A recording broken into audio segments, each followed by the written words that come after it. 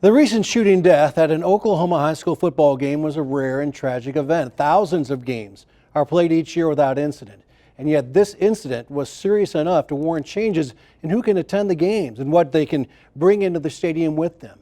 Is that an overreaction or a sign of the times? And how do we restore a sense of safety to our most time-honored public traditions?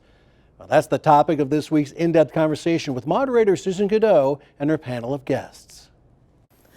Rich, according to Education Week, there were 51 school shootings in America in 2022 that resulted in injuries or death. In 2021, the highest number of school shootings with injuries or deaths was 35. There were 10 in 2020. According to K through 12 Dive, there have been more shootings with more victims in the first 3 months of this year, 2023, than the same period last year. One of them happened at a high school football game in Choctaw, where a teen attending that game died and several others were injured. I have two gentlemen with us now who are well versed in the high school football scene. They care about the children of Oklahoma, not only on the football field, but in the schools. And I'd like to introduce them to you now. First, we have Coach Gary Rose. He is the Oklahoma Coaches Association Hall of Fame inductee. He's been in there for a while. And then we have Aaron McConnell, who is the president of the Choctaw High School Football Touchdown Club and commissioner of the INFC West Commission. What does INFC stand for? Indian Nations Football Conference. Okay, so youth football. As I said, these gentlemen are steeped. Coach, I want to start with you. First of all, tell us a little bit about your history. I know it's a long history because you've been so involved, but you know. 21 years coaching and teaching at Del City High. 22 years coaching and athletic director at Carl Albert High. Okay. All right. And Aaron, what about you? After college, played football a little bit at the next level and then jumped right into teaching. Yeah, say where? Yeah, Pittsburgh State College, and then I was in Nashville with the Titans for a little cup of coffee, we call it, and then I got in the Arena League after that. Once I retired, I jumped right into youth sports. With kids. Are you from Oklahoma? I am, yes ma'am. I'm a bomber. I'm a Midwest City Bomber originally. So you came back home? Yes ma'am. And you've been involved in the football programs ever since? Absolutely. All right, Coach, I want to start with you. What was your initial reaction when you heard about the shooting? Initially, sadness and shock. The two head coaches at Del City and Choctaw are former players of mine, and maybe it's a little selfish, but I think, what are they going to have to deal with? And then, of course, I go straight to a young man that's killed, others that are hurt, and the chaos and the sadness of that. And that was my initial reaction. Did you reach out to folks when you heard? Yes, to Robert. I haven't talked to Jake, but I reached out to Robert. And who are Robert and Jake? Well, Robert is the coach at Del City. Jake is the coach at Choctaw. Okay. And it breaks my heart for them to have to deal with that, in addition to all the stuff that they deal with as a head football coach and athletic director at the schools they're in. Okay. Aaron, you were there that night. So was your kiddo. Tell me what happened. Tell me what was going on beforehand. It was a great game. You know, it's just a great game. There was so many people. It was a huge crowd. Very big game. I know it was on TV, and it was just really intense. You know, it was just kind of the game, the way the game itself was going. And then once shots rang out, it was just mass find people. That was the shock of it. You knew what it was as soon as you heard the first three. You knew what it was. You didn't know if it was kind of a mass shooter type thing or if it was somebody, just an isolated incident up there of people that got mad at each other type deal. Yeah. But it was just craziness. Your son was on the field. Yes, ma'am. So what goes through your mind as a father? Get my eyes on him. My 17-year-old was on the field playing, and then my 11-year-old stands next to Coach Jake. He holds the iPad. He's kind of part of the little group. So originally it was find them two kids. I knew I had Coach Corbin's wife and his son standing close to me, and so I initially grabbed them and was trying to get them off, and at the same time eyes over, trying to put my eyes on my kid, because again, you don't know if, visually you're just seeing people diving for cover. You don't know if they're diving for cover or what they're falling for. And so once I got them out of the way, it was go find my kids, go get my eyes on them. I found my 17-year-old pretty quickly. My 11-year-old ran. You know, I've always taught my kids, if you hear gunshot, you run. And one thing, Rook can run, and so I knew he was gone. But it took me a little bit to find him, just because he ran all the way across the practice field, and it was crazy. You can't imagine when you don't know where a shooter is. You know, we hear about it so often. Maybe we're desensitized to it. I just read some of the stats and some other studies I've read. You know, since 2020, the graphs go way up all of a sudden. Have we become desensitized to school shootings? Is this, it was just a shooting? But when you factor in that someone got killed and others injured, can it be just a one-on-one dispute shooting? What do you think, Coach? I don't think it can just be minimized. I think it's a big deal, although I think it's not.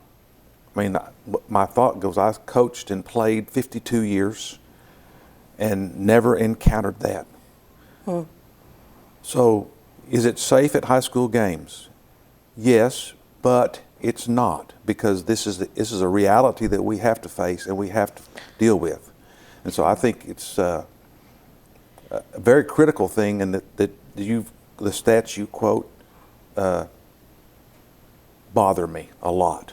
That's those kind of increases have happened in the last few years. Coach hit on something, Aaron, in that, and I feel the same way because my kids came up when I was at the football stadium every Friday night with them, and it was fine. Everything's fine. Let's not make much ado about nothing. It was, just a little ripple in the pond. Can you feel that way when you have children who might be vulnerable when stats are going up this high? At one point, I mean, you know, previous to that Friday night, I would have told you I absolutely feel comfortable. You know, I would have told you that you never think about what teams you have. You never really think about the security at a high school stadium. You know, that's kind of been one of the things that has been talked about, is the security at the stadium. And I mean, you have your normal 6, 7 cops, whatever it is, that are either there because they're getting paid to be there, or they're there because they're watching a high school football game. But you never, previous to that, you would have never thought about how much security is at a high school football game. And what's sad is now, especially those who are at that football game, the next one they go to, there's going to be some trepidation in their hearts. You're going to pay attention to how much security there is. You're going to pay, I mean, even for us, you know, that following Saturday, the next day, we had our youth games. I didn't cancel our youth games. We had them. I felt it was right for our young kids to get around each other. But at the same time, people are walking up to us going, what are you guys going to do now? This is first grade through sixth grade football, and we've now had to take those measures. Monday night we had our JV game, and you're definitely looking around, seeing where is the admin walking around, is how many cops are there.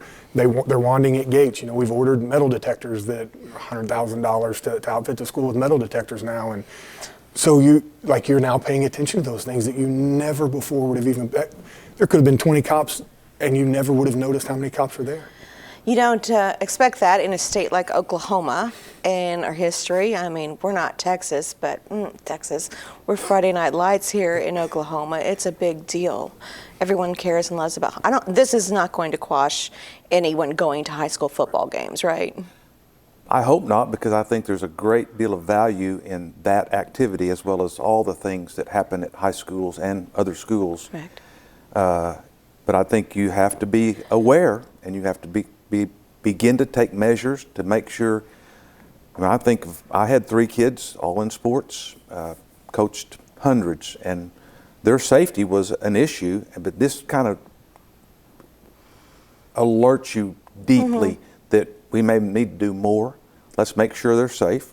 Let's make sure that we are doing all we can do to keep our kids safe. But I still think that there'll be thousands and thousands of games and kids, and the benefits and the joy and the positive things that come into those lives are worth what's going on. Absolutely. Aaron, I want to come to you. First of all, how do you think the authorities have handled the follow-up investigations on this so far? Investigation side of it, I think great.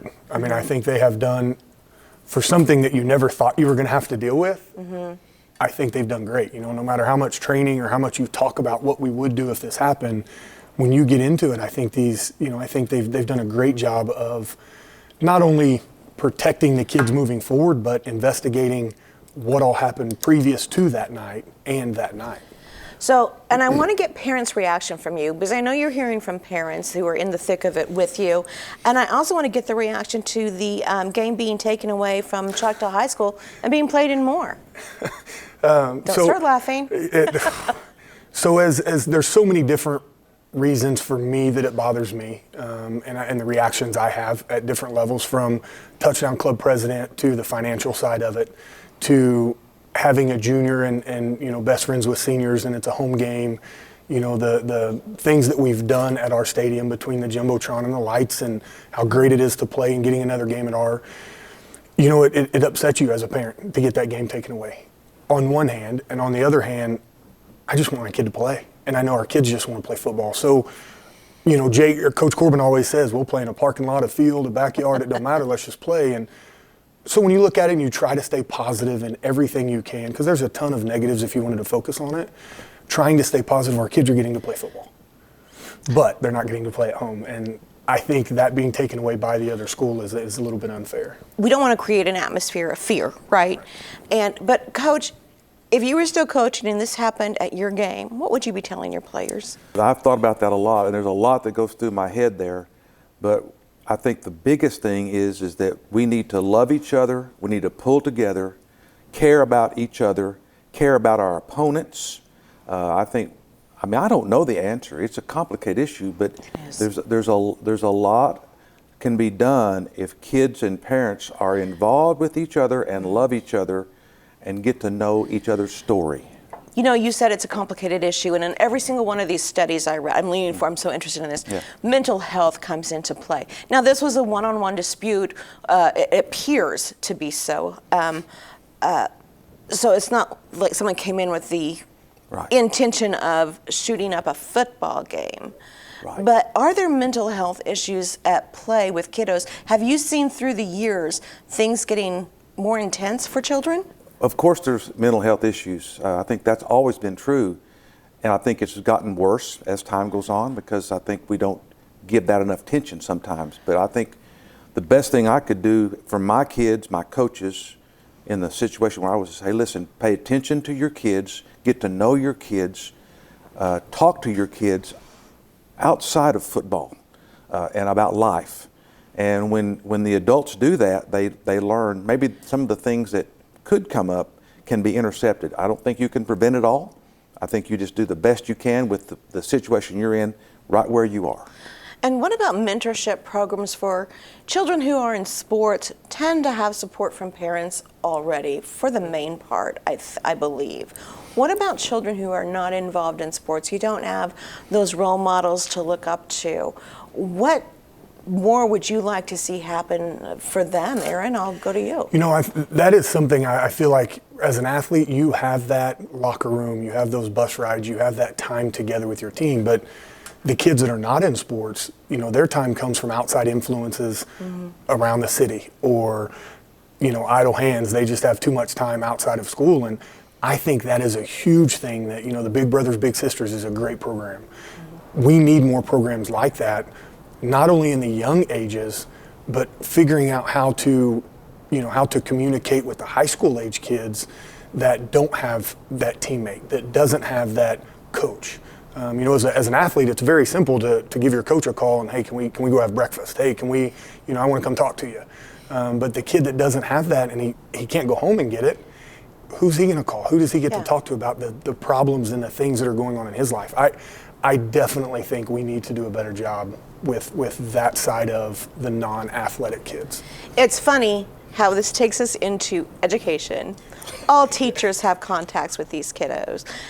Can teachers be given more support so that they can support the kiddos who are not in the sports programs? And I know you've done a lot of teachers through the years, and they're doing all they can. So maybe schools could do more to support them so they can support Oklahoma's children. Yeah. The hard part's the financial side of what these teachers can and can't do, and the regulations of what they can and can't do, I think makes it hard, because there is a ton of those kids that do have those relationships with principals, with teachers, but you're so scared sometimes to have that relationship and that mentorship outside of the classroom, because of so many other things that come with it, it's hard for these teachers to be able to do that without a set program. Well, then it's hard to get kids into a program. And who's going to help pay for that program? And just so many things come to it. I think all of that together is another reason you see some of the school shooting and some of the mental health issues rise right now. There's such a frustration. We're going to leave it on that note. I think you left us with a very, very positive note, Coach. I want to thank both of you for being with us. Coach Gary Rose, Oklahoma Coaches Association Hall of Fame. He hates it when I say that. And Aaron McConnell, Tennessee Titan. Thank you both for being with us.